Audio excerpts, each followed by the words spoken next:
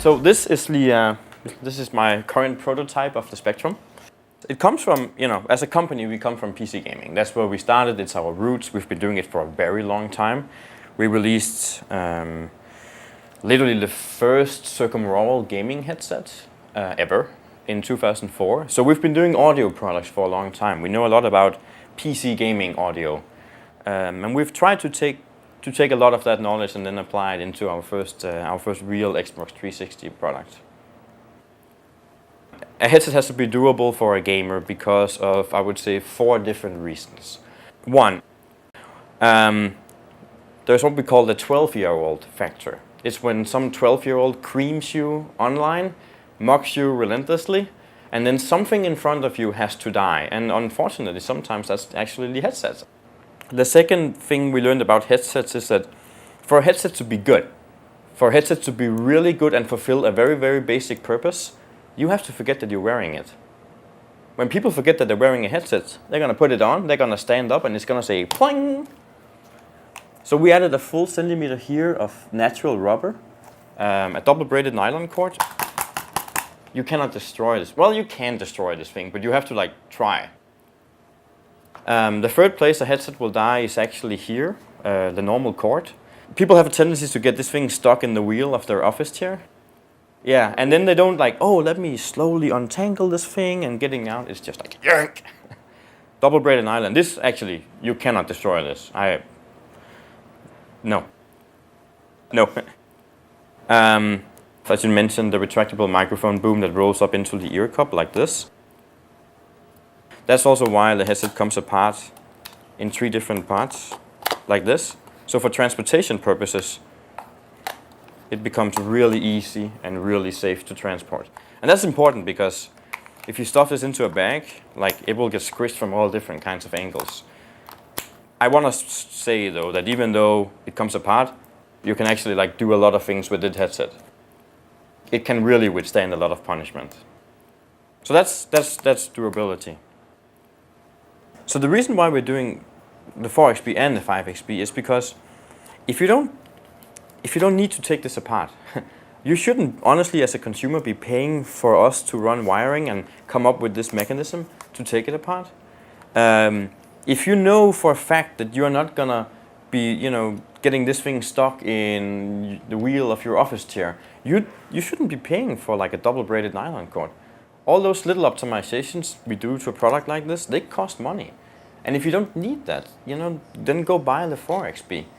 It will have pretty much the same sound. There'll be very, very little difference between those.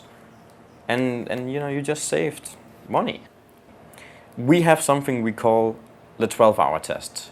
This was built for 12 hours for sure. So first of all, if you put anything on your head, no matter how much padding I put on here, if it's good for 12 hours, it has to be really lightweight. Second, the cushioning, it's really, really thick, but it's also really, really soft. When you put it on, it fully goes around your ear. It doesn't hang on your ear flip here. You can wear this for 12 hours. Even to the point where, you see the little rills we have here? They're really, really soft and thick cushioning here. It actually has ventilation in it. So even if you wear this thing for 12 hours non-stop straight, no bathroom breaks, no nothing, your ears won't actually heat up on you. That's what we call the 12-hour test. We take it really seriously. When it comes to in-game audio, one of the common misconceptions that we tend to find almost everywhere we go is that the more bass you have, the awesomer and better it is. And that's, in our opinion, not really true.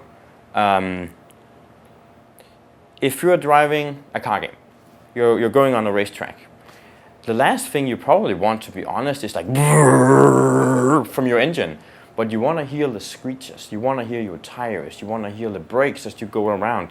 Because those sounds will actually help you determine if you go into the grass or if you plow through 1,000 spectators. In Halo, you know what? You want to hear footsteps. You want to hear the pling pling from the laser weapons. You want to hear the sound of a grenade coming towards you. Those are not bassy sounds at all. Those are higher pitched sounds. So When we write like gaming on our products, we take that really, really seriously. We don't just, this is not a music product that we put on a freaking microphone and then say, "It's awesome." This is something where we actually sit down and we analyze the sound spectrum in game and like adjust what you hear in the headset towards exactly that kind of sound. That's in-game sounds. This is a prototype of our SteelSeries audio mixer.